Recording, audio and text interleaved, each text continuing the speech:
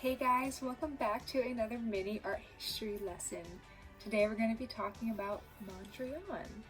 Now just for a little context and time, when we talked about Monet doing his Impression Sunrise, when they really got that first name for Impressionism that they thought was more of an insult, that was 1872, and that was also the year that Mondrian was born.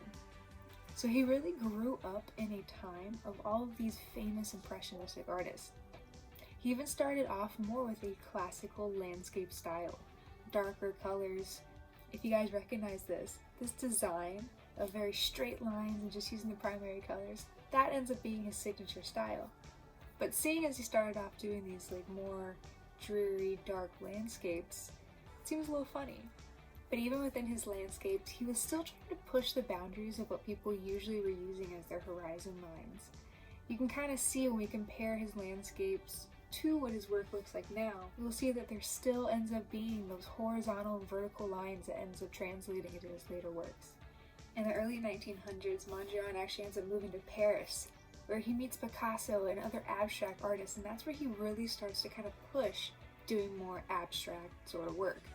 When he moves back to the Netherlands, where he was from, he ends up meeting two other artists. Those two other artists push him to continue abstracting his art even further, and all three of them together founded the movement of Distill. During this movement is really when we see Mondrian switch to what comes to be his classic known style. He starts to call this style neoplasticism, quoting saying that he finds expression in the abstraction of form and color. He did this by really focusing on three things. He focused on our three primary colors, which we know are yellow, blue, and red, and then also our three primary values, white, gray, and black, and our primary lines, just using horizontal and vertical. So today we're going to make our own little Mondrians. We're going to make it in a bunch of different shapes, and we're going to be keeping in mind the three primary colors, are yellow, red, and blue. Our three primary values, keeping white blocks, keeping gray blocks, and keeping black blocks, and just using horizontal and vertical lines.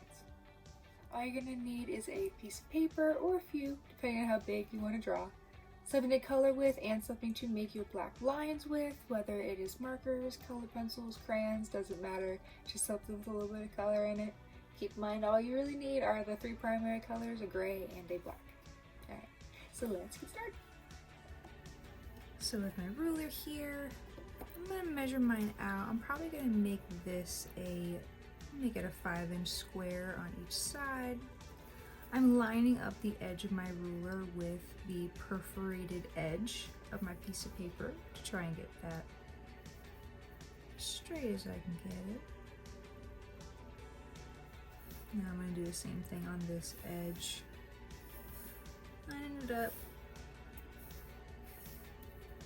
Backing the ruler down to the spiral to make it straight. Line this up to the edge of the paper. And I'm just going to connect my edges.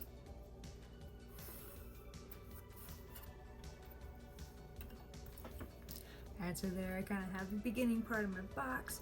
Now I'm going to go in and I'm just going to be making, like I said, only horizontal, so lines going this way from left to right, or lines going vertical up from down. And I can make as many as I want, as little as I want.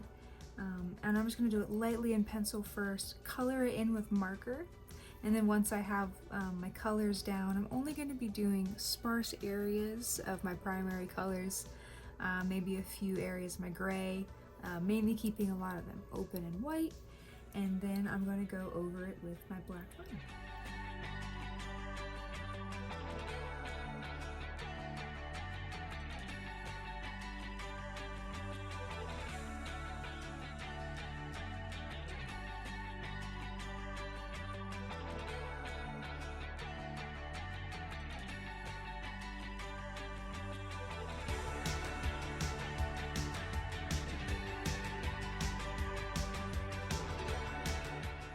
Alright, so here is the final square one, all finished. Now on the next page, what I'm going to do, if you want to try and kind of spice it up and do your own thing, I think I'm actually going to draw a heart this is just our own little interpretation of it, but I'm going to draw a heart. And on the inside of it, I'm going to do the exact same thing of doing our horizontal and our vertical lines, filling in the primary colors and our gray and our black, and then outlining it.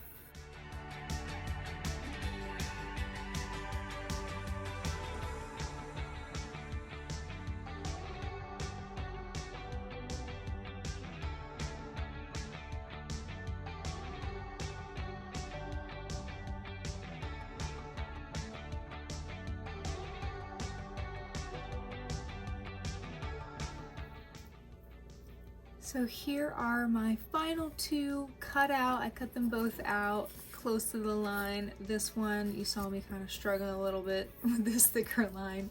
So cutting it out helped me kind of fix up some of those edges. So I did the same thing to my square. So these are the final two. You can do them with any sort of shape that you want. Have fun with it. It's a fun little exercise. You can get inside the design mind of Mondrian. Alright.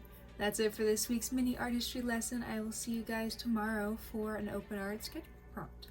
Alright, bye guys.